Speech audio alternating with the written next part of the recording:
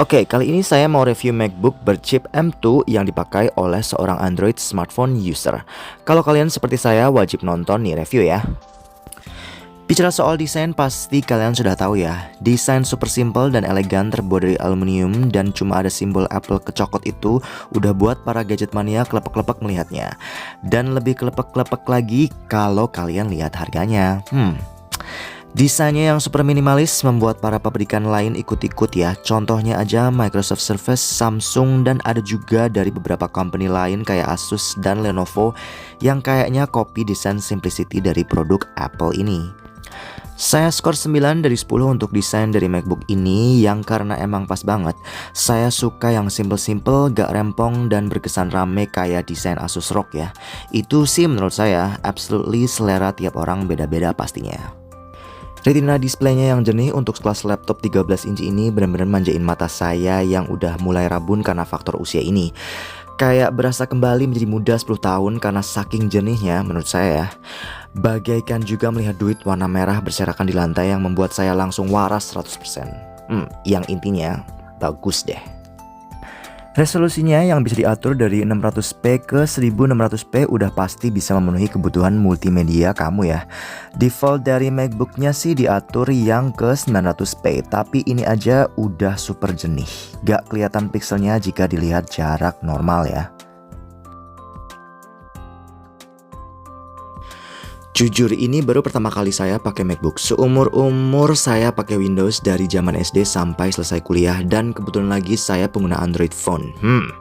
Tambah ribet kan untuk share data dari kedua device ini yang benar-benar musuh bebuyutan.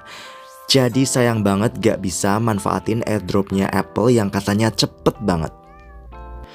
Tapi bukan berarti zero chance untuk data share antara HP Android dan MacBook ya. Tetap masih bisa share data tapi rada rempong sih.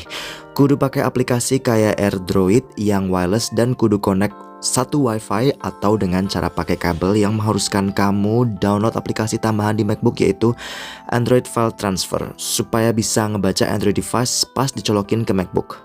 Rempong kan? Kalau kalian cuma mau kirim foto atau data yang berupa dokumen, saya sarankan pakai aplikasi WhatsApp dan membuat grup sendiri yang hanya ada 2 akun kamu aja di dalamnya. Dan jika file terlalu besar, misal seperti video, saya sarankan pakai kabel ya. Dan ini benar-benar menyebalkan karena ada kekurangan seperti jika kamu pengen buat paspor dipersulit dan bertele-tele oleh pekerjanya. Sama halnya seperti HP Android dan MacBook ini. Yang bisa dilihat ada notifikasi error lah dan menghilang dan muncul lagi, tapi ujung-ujungnya bisa sih. Dan lebih anehnya hanya bisa drag and drop dan kalian harus men-setting file di MacBooknya berupa icon thumbnail bukan detail column karena gak bisa di drag dan drop. Aneh banget gak sih berasa ngadepin pegawai rempong yang sok penting.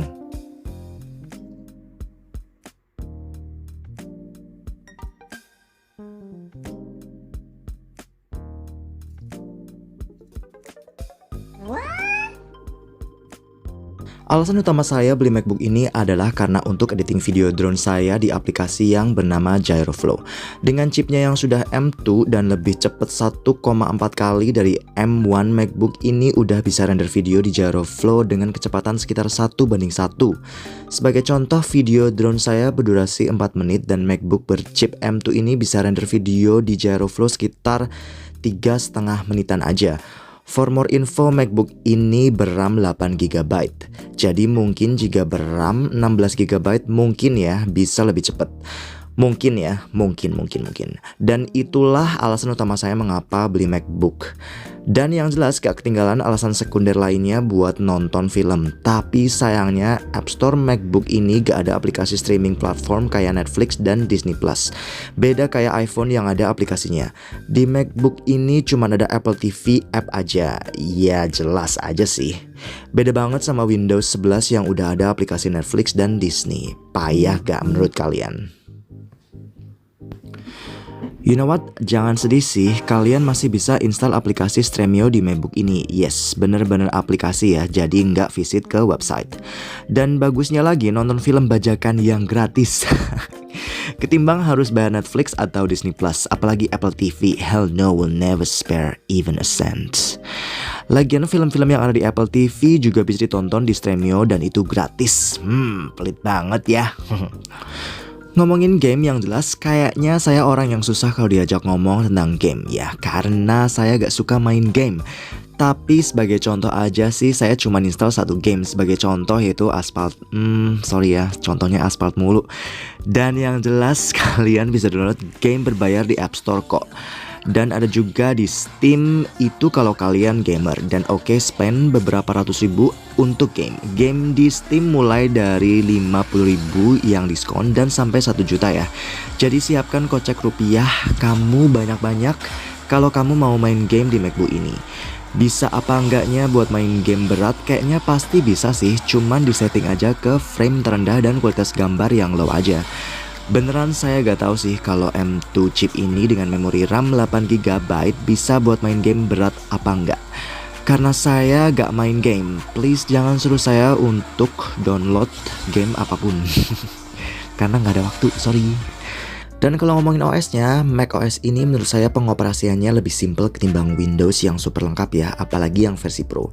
Berasa main iPad versi berkeyboard menurut saya. Dan dilimpahi sedikit fitur biar membuat MacBook ini gak kayak iPad. Beneran deh.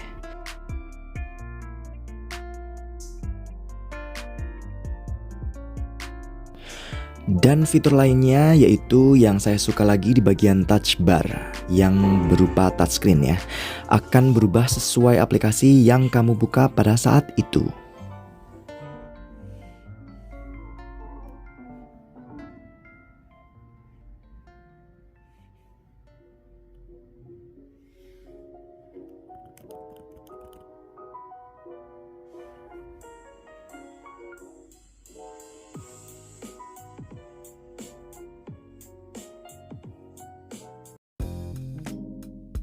MacBook ini sudah ada fingerprintnya ya di pojok kanan atas, berguna juga untuk purchase online, jadi kelihatan lebih keren aja sih.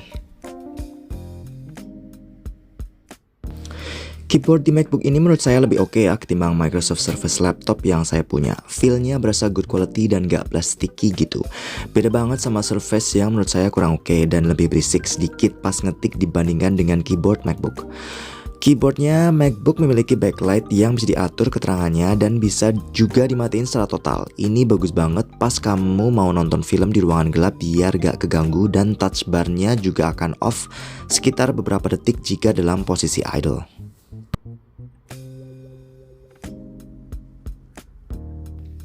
Untuk kualitas kamera webcam yang jelas gak usah ditanyain lagi ya pasti jelek. Kayak kualitas webcam built-in pada umumnya lah. Lagian siapa sih yang mau selfie di pegunungan atau pantai pakai MacBook, iya kan?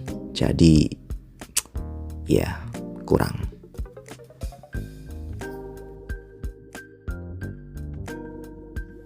Ditanya soal baterai, yang jelas baterai MacBook ini menurut saya laptop yang tahannya lama banget ketimbang laptop-laptop yang pernah saya miliki.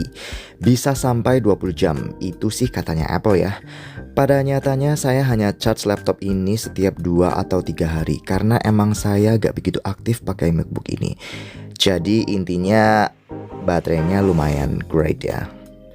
Dan MacBook ini gak cepet panas ya, beda banget sama laptop-laptop lainnya yang tiba-tiba denger suara fan.